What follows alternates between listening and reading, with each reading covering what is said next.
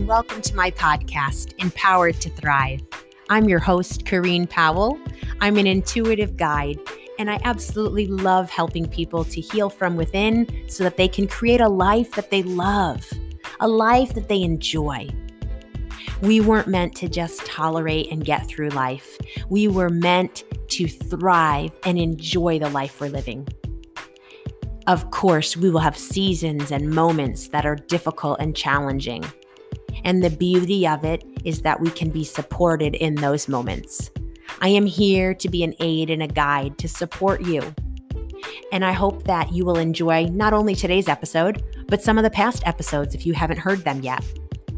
On this podcast, I talk about all things inner wellness. We also sprinkle in some spirituality and parenting, because as a mom to 3 kids, parenting is a big part of my life. I hope that you enjoy the episode and that there's at least one thing you'll pull from it and start to implement into your own life. If you want to follow me in other ways, you can find me on Instagram, Corrine_Change Radically, or on Facebook, Change Radically. Would you do me a favor and share this podcast with your friends if you hear an episode that resonates with you? And would you also go ahead and give me a rating and review my podcast? It would mean so much to me, and I would appreciate it. I hope that you enjoy the episode and that we connect.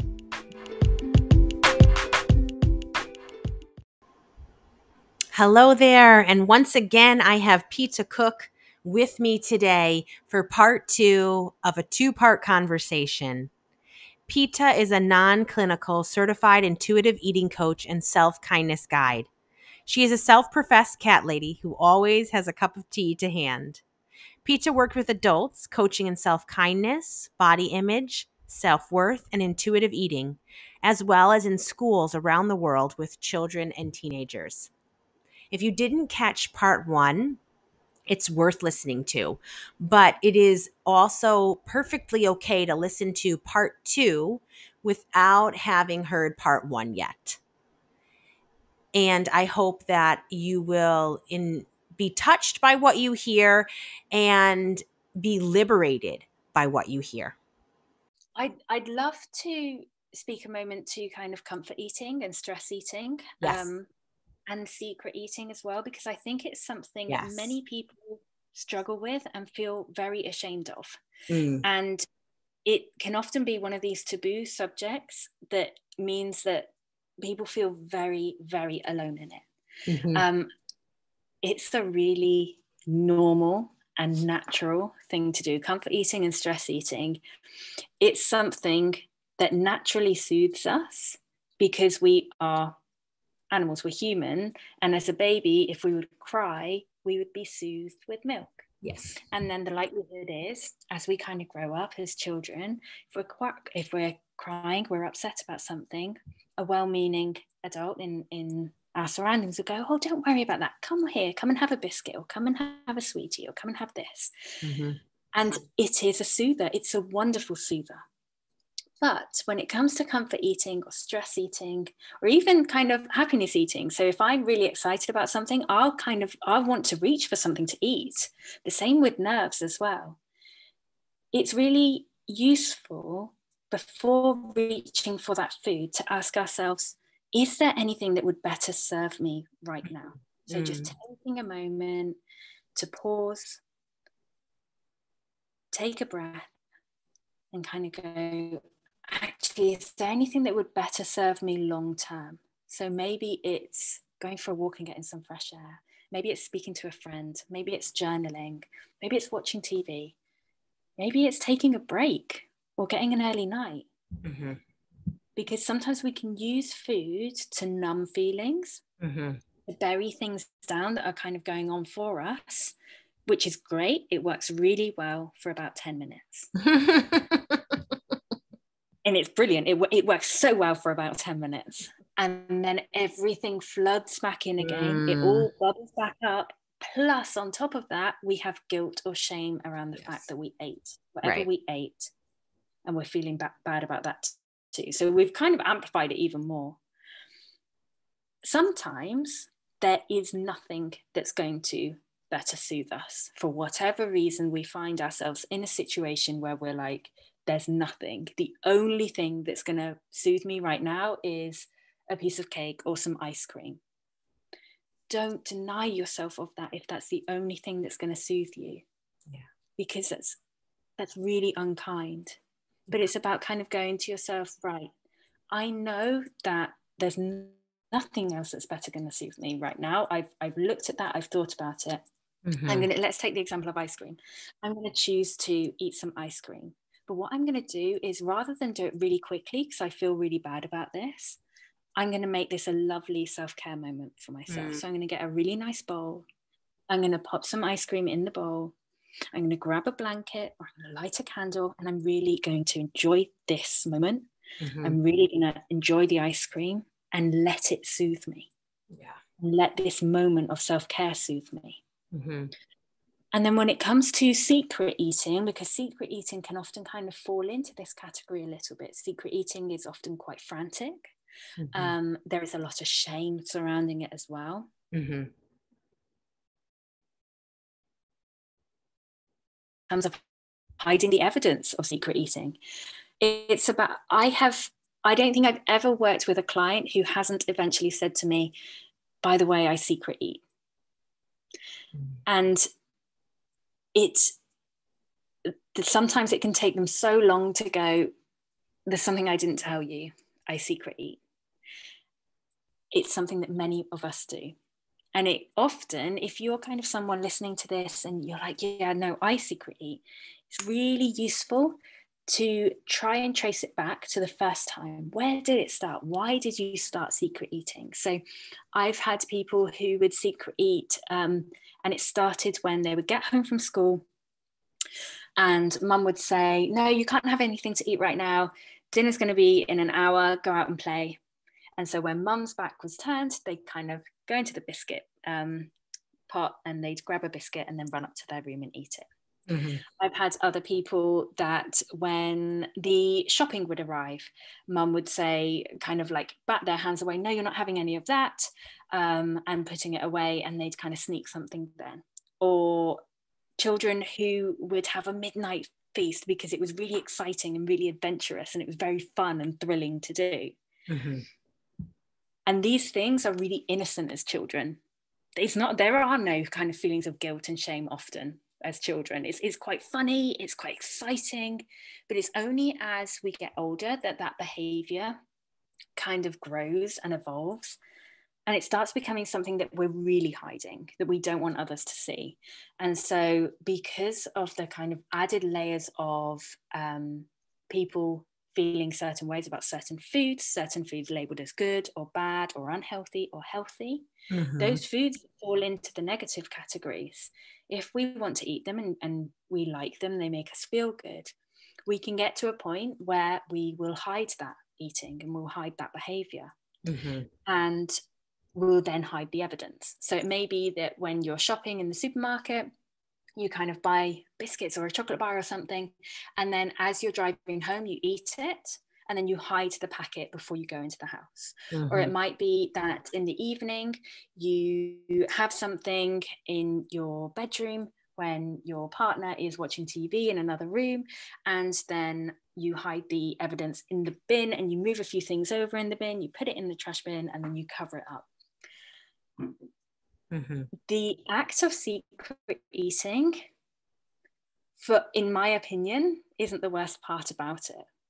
It's the shame and the guilt that we feel around this that truly eats away at us. And it's something that we carry with us. And the idea that someone could find out about this is just, for some people, is just absolutely not. Like there's no way someone can find out I do this. Something that we can do around this is we can kind of go to whoever we are hiding that secret eating from. We can say to them, hey, by the way, for a while now, I've been secret eating this, and it's something that I have felt really ashamed of and really guilty about. I'm really trying to work on my relationship with food and my relationship with myself. And so I'm letting you know this is what I've done. And I'm not going to be hiding it from you anymore. I understand that you may have your own opinions on this, and that's totally okay. But for now, I would like you not to share those opinions with me if you see me eating this food. Mm-hmm. I'm working my way through it. Yeah. And the moment that we step up and do that, often, depending, of course, on the response of the other person, often that behavior stops because we've got nothing to hide anymore. Yeah. Sometimes we can become really obsessed with certain foods. So we may be like, oh, do you know what? I would be fine doing this kind of intuitive eating thing as long as I didn't have crisps in the house, or as long as I didn't have chocolate in the house. Mm. And one way we can overcome that is kind of going, okay, I give myself full permission to eat what I want, when I want. And I'm sure there's going to be people listening going, no, if I did that, I'd eat my whole kitchen out. There would be nothing left in my cupboards. This is a terrible idea. What's she talking about? Mm-hmm. But let me put it like this. Take, for example, this food that you've got on this pedestal that if you had it, you would just eat it all day long and you'd eat it forever. And you have that food, let's say it's cake, and you have that food for breakfast. You have a plate of cake for breakfast and you're like, oh, I really enjoyed that. That was lovely. And then a couple of hours later, it's mid-morning, you're feeling a bit peckish. You have another slice of cake. Nice, that was really nice. And then lunchtime comes along, you're peckish again. You have 3 slices of cake. You're like, okay, I'm full. And then a little while later in the afternoon, you have another slice of cake for snack. By the time your evening meal comes around, do you still want that cake? I imagine the likelihood is you don't. You're probably a bit sick of that cake by now, and you're probably thinking, do you know what? I'd really like whatever it is. As humans, we like variety in our diet. And so when we give ourselves full permission to eat whatever we want, when we want, it's really interesting because we manage to almost eat our way out of this food being on the pedestal. Mm-hmm. Suddenly, a cake is on the same level as an apple. We can have it whenever we want. Mm-hmm. Mm-hmm. Or a glass of water. We can have it whenever we want. For those of us who live in countries of privilege and have the privilege of kind of having water whenever we want. Mm-hmm. And so I imagine you're not thinking, if I said to you, give yourself full permission to drink as much water as you want, you're not kind of going, if I drank as much water as I wanted, my water bill would be sky high. It's not, because it's not on a pedestal. Right.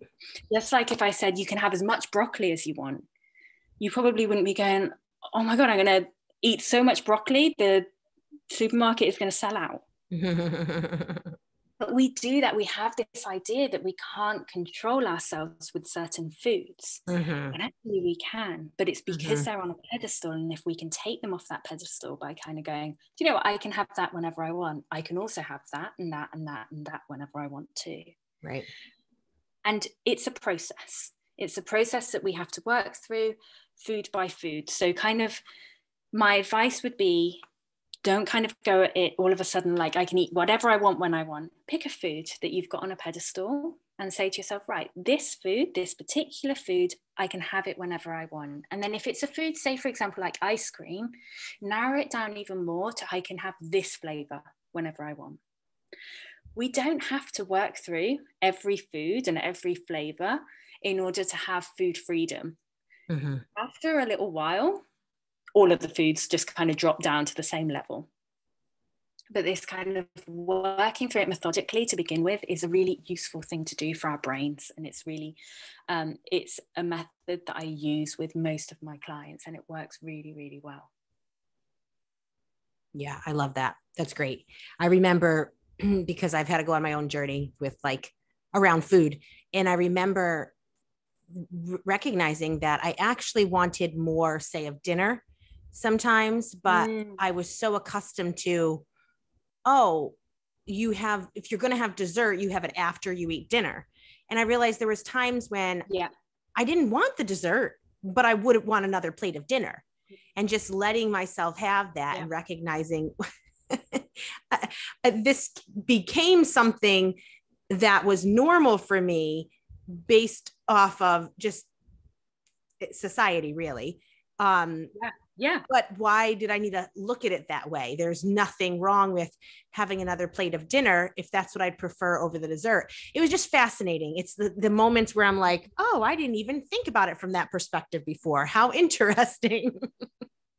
Really interesting. And I think it's important to note as well, within intuitive eating, we're not kind of going, and nutrition doesn't, like, there's nothing to do with it. We don't ever think about nutrition. There is a principle within intuitive eating, which is called gentle nutrition. But we don't get, so out of the 10 principles, 9 of them can kind of be worked on in whichever order naturally comes to the person that's working through it, because there's going to be certain things they really struggle with and other things that actually come really naturally to them and with ease because they don't have so much tied up within it. But the one principle that we have to leave until the end is gentle nutrition, because if we bring that in too early, we start making it all about following a really specific plan, and we start creating rules. Yep. And what we're looking to do is not have rules and actually tune in and have a little listen to ourselves and go, actually, yeah, no, I do fancy another plate of dinner. Yeah. And it's so satisfying when we're able to listen to our body and tune into that.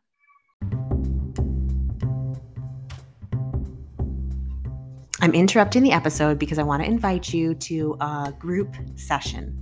If you're interested in what you're hearing on today's episode or previous episodes, then my guess is you would really love coming to a group meeting.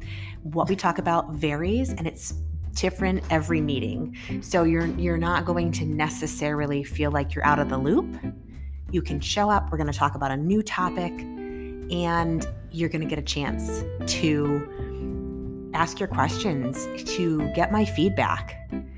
My groups are very warm and inviting. They're usually on the smaller size so that I can give my focused attention to everyone that's there.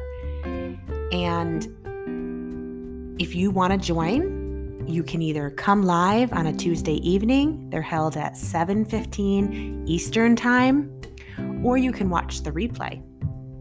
We meet virtually, so no matter where you live, you can join.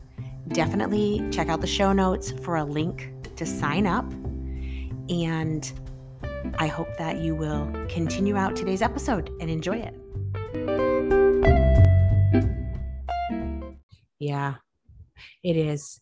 It is. And then sometimes, just in remembering what life used to be like before I changed my relationship with food, it's so liberating. Or, if I'm out with people and I realize, what they're saying or how they're thinking based off of what they're saying, I remember that. I can identify with that, but not feeling attached to it any longer. It is the most liberating feeling to recognize that, like you said, it's not this free for all in the whole scheme of things, but it in some levels it is just like I think you know what I mean, but like, it's just, it frees up so much mind space, doesn't it? Yeah. The rules, those rules that somebody somewhere has put on food and diet culture. There are times when I step into spaces and I realize, this conversation is just not for me. Like, it goes so against every bit of the way I do life that I remember it, but I want to be so far removed from it because it's toxic. And so I love what you're doing. I love how you help people. Thank you for what you are doing to just change lives and make an impact in the world, because how needed and how beautiful it is, the work that you do. From the little bit I know of what you just told me, I'm sure there's so much more, because I know you do self-kindness pieces and all that, but just what you're sharing here, I love it. Thank you so much. And thank you for this wonderful podcast. It is just a delight to listen to. And I know that it must help so many people. Well, I'm glad to be doing it. So And how can my listeners connect with you and find out more if they want to work with you or just want to follow you on social media? So on Instagram, I am Nourishing Soulfully. And I post all things intuitive eating, healing your relationship with food, self-kindness, and then quite a bit about my cats too. I'm a crazy cat lady. And then I have a website, which is nourishingsoulfully.com. And on the website, you can find out different ways to work with me. I run 2 courses, a course in self-kindness and an intuitive eating group course, as well as I have an offering of one-to-one coaching as well. But on the website, there are complimentary resources, which are completely free of charge. You don't have to kind of put your email in to access them. And there is a resource on there which you can audit your relationship with food with. So it kind of works you through an audit of your relationship with food and looking at the areas maybe where you would like to focus some more of your time and attention on, which may be really useful if anyone's kind of listened to this and thought, this sounds like something I might be interested in, but where do I start? All right. Super. Well, thank you so much, Peta. And thank you. I hope that you have a lovely rest of your evening. You too. Thank you so much. And thank you for taking the time to speak to me and for having me on your podcast. It's been an absolute honor and a pleasure. Thanks. My pleasure too. We've come to the end. What did you think about what you heard? I hope that there's something you pull from today's episode and start implementing it into your life. Create the change that you want to see, the change that you hear about.